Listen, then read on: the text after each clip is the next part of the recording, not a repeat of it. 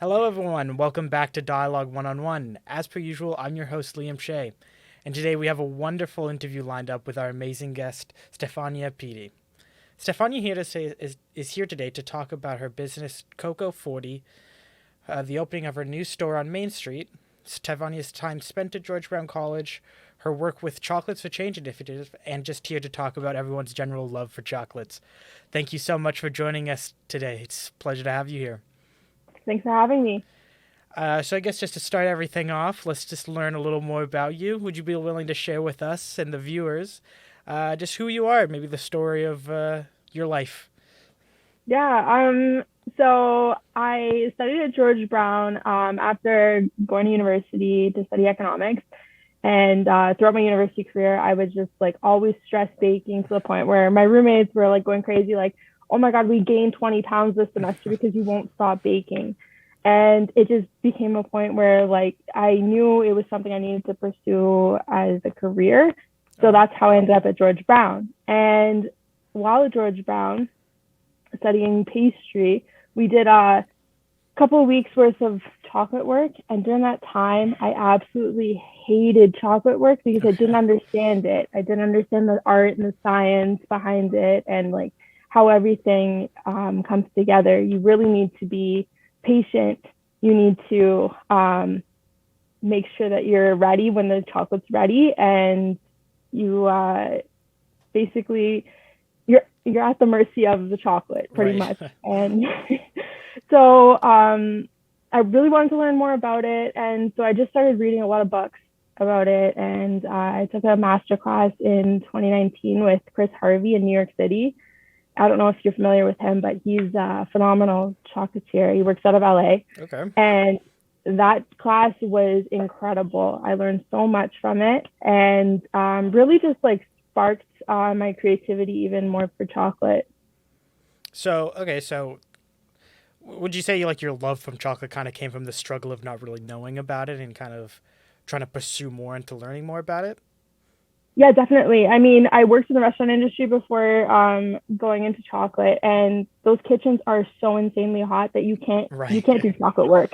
You know, it's 35 degrees. You're working right next to your pastry oven. There's no chance that you could be doing any chocolate work. And so anything that I wanted to learn out of chocolate was done in my spare time. So I'd play around with some chocolate work at home and test things out, try different Oh, recipes, watch videos in my spare time about it.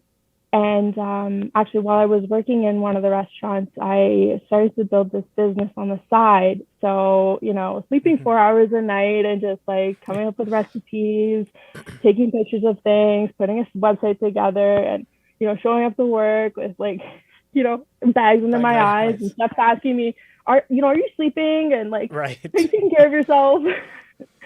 And, it was just one of those things where like you want the dream so badly that you'll sacrifice sleep to get there. Right. And So you like really put yourself to the grindstone and like, you know, you had your main job, which is your restaurant, then you slowly started building this side job, which was yeah, making and selling chocolates.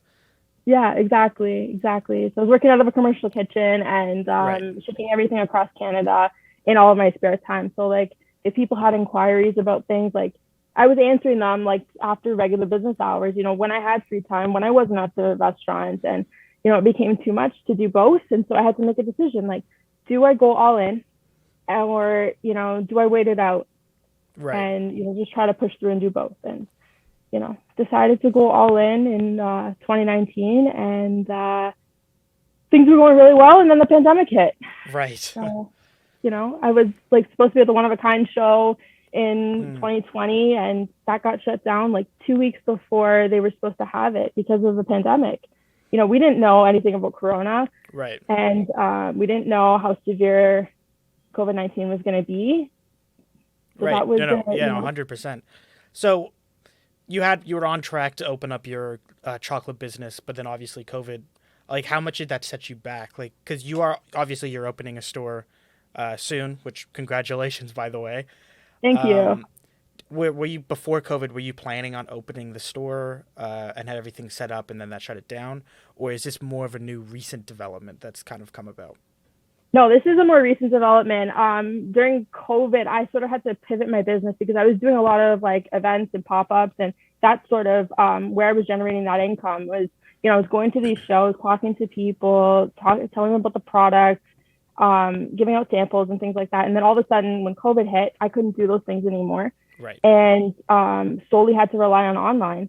And that was difficult because it was still a fairly new thing. Like people weren't very comfortable with online yet, like they hadn't fully adopted it. Right. And so that was the most challenging part of it. But then through COVID, I actually ended up getting into 4 boutique stores in Southern Ontario. And then that's sort of how I grew my exposure even more. And then this property on Main Street became available, and I saw the opportunity and thought, you know what, this is it. I have to go all in here. Right. Well, that actually kind of leads me to my next question. Because, like you said, you're opening on Main Street. Were you always planning to open it on Main Street? Was this a place that you've always been looking at? Or is this kind of just something, it was just an opportunity, a ready opportunity to jump at? It's like, oh, this space is available, I'll go there. Well, I mean, over the last, I want to say like 9-10 months or so, I've been looking like crazy through York Region because I knew we needed another spot to sell chocolate. Like we don't really have so many options, like compared to Toronto, like there's a lot more options. Right. And I liked York Region, and I want to stay here. And so I was looking more so at Richmond Hill, Aurora, Markham, Unionville, Newmarket, and really, like, no matter where you were going to go, you were going to pay a really high fee for rent. Right. And, you start looking around, you're thinking, okay, well, is this place worth what I'm going to pay in rent? Am I going to be able to get the foot traffic to pay for the rent? Because ultimately, people have to come into your store to buy things, right? Mm-hmm. And then Main Street became available. So when we went to see it, I absolutely fell in love with it. And, I've been a fan of Main Street for years. And to have a location there is a dream because, it's a happening place, one of the most popular places to go. If you're in York Region, we even get people from outside of York Region coming to Newmarket. Believe it or not, there's 150 businesses there on the strip. So really? Yeah, it's an incredible community to be part of, and I'm really excited for it. Yeah. So, yes. How do I want to phrase this? So, not only are you doing work within the chocolate business, but you've also created your own charity initiative called Chocolates for Change. Would you mind telling us the rundown of what the organization's about, and as well as what was the inspiration behind coming up with the organization? Yeah, so I started that initiative in the summer of 2019, thinking like, how can we raise funds and awareness for these local organizations that maybe don't get as much exposure, or, they're doing fantastic work, but just people don't know what they're doing, or they don't know how to help. Right. And so I just, sent out a couple of emails and I said, hey, I have this great idea. Would you be interested? And I got a lot of really great feedback. People said, yeah, we're in, count us in. Like, how do we collaborate? And that's how Chocolate for Change was born. So pretty much the charities that I partner with, they get $1 from every chocolate bar, or $4 for every box of chocolates, or you can bundle them together and donate $5. Okay. And I'm assuming the money just goes to a general charity, or is there a specific charity that you like, or focus that you want the money to go towards? No, so there's actual dedicated products that raise money for certain organizations. So there'll be a chocolate bar just dedicated to 360 Kids. They help homeless, at-risk youth in York Region, and, things like that, right? So I try to spread the love. I try to, help out as many different charities as I can.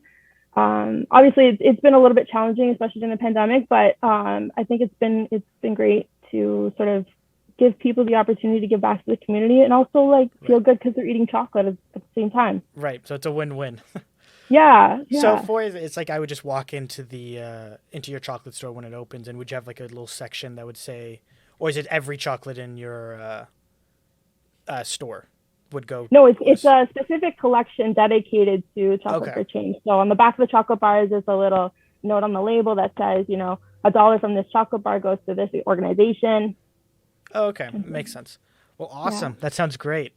Thank Sounds like you. that's, you opening up a store, you're, as well as doing charity work. Seems like you're doing everything. So maybe you could give us a rundown on what it's like been trying to open up your first store. Like, how busy has it been for you? What's some of the process that has to go into making this dream come true? Well, it's been really challenging so far. Let me just give you a little bit of a history, the background of the building itself. Uh, So the original building was built in the mid 1800s, and it was owned by this family, and they operate an apothecary out of there. And the husband, when he passed away, the wife didn't know how she was going to make ends meet because she had 5 kids to take care of. And so she studied to become uh, licensed to operate the apothecary. okay. And she actually became the first female pharmacist in Ontario.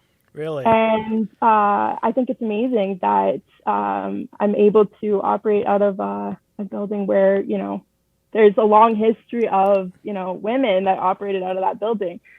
And I think it's great. Yeah. But No, yeah, the building was actually torn down by a developer in whoa. 2019 Hmm. because he wanted to build townhouses on that strip. And it was actually rebuilt in 2020, and no one's occupied it since then. It's kind of been one of those buildings where, nothing's happened for a little bit. Right.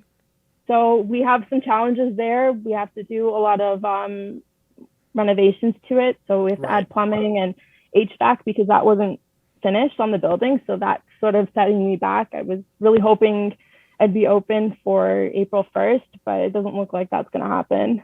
Oh, that's unfortunate. Well, hopefully you can open soon because I'm a huge chocolate fan, so I'd love to try some of your chocolates. Um, but speaking of chocolates, maybe you can tell us what makes your chocolate so differently unique from, the other competitors' chocolates. So I pride myself in using the best, highest quality ingredients. In chef school, we used cocoa berry Okay. chocolate and lint a lot of the times to make creations. So there, I would say they're about the middle to premium grade chocolate. Okay. Definitely on the pricier end of the spectrum, but when I was working in the restaurants, we that's when I really got exposure to this other chocolate. It's a premium grade chocolate from France. It's called Velrona. Okay. And I sort of just like fell in love with the texture and the flavor profile of each and every single one in the line. It's a chocolate made by chefs for chefs. And so Okay. with that in mind, because the flavor profiles are so intense and so versatile, I really just fell in love with all the possibilities of the combinations you can create with them. And it makes a huge difference when you're using a premium grade product and Right. you're making things from the heart. Your passion truly comes out, and that's what amplifies the flavor even more. Well, I mean, why don't you talk a little bit more about the process that actually goes into making the chocolate? Like, what could I see you be doing if I came into the backstage of the shop and saw you working? So I'm not a bean to bar chocolate manufacturer. So that means I'm not importing the beans and roasting them and Okay. putting them through the grinder to make chocolate itself. What I'm doing is, as a chocolatier, I'm bringing in this couverture, this premium grade couverture, and then that's getting melted down. And then I'm manipulating it by turning it into a ganache or a gianduja or a praline. So by adding nuts or spices, herbs, things like that, and cream, I can create all these fantastic flavor profiles. Awesome. Well, I've definitely learned a lot about chocolate now. Learned how to make it, learned about the different ingredients. Um, so, just as a final question, I always love to let my guest have the final word. Get their maybe some inspirations they have out there, plug themselves a little bit, or just maybe some advice that you have to our viewers. I think the most important thing I'd probably tell your viewers is if you have a dream, it's Okay. so important to pursue it no matter what anybody says. Just in my own experience, I had a lot of a huge difficulty with pursuing this dream just because a lot of my peers were concerned that I wasn't ready yet and Right. that it's a huge risk. You're young. And Yeah. failure could happen, but you can't let that stop you. And I think it's really Right. important that you have a secure sort of support system in place, because running a business is not easy. Right.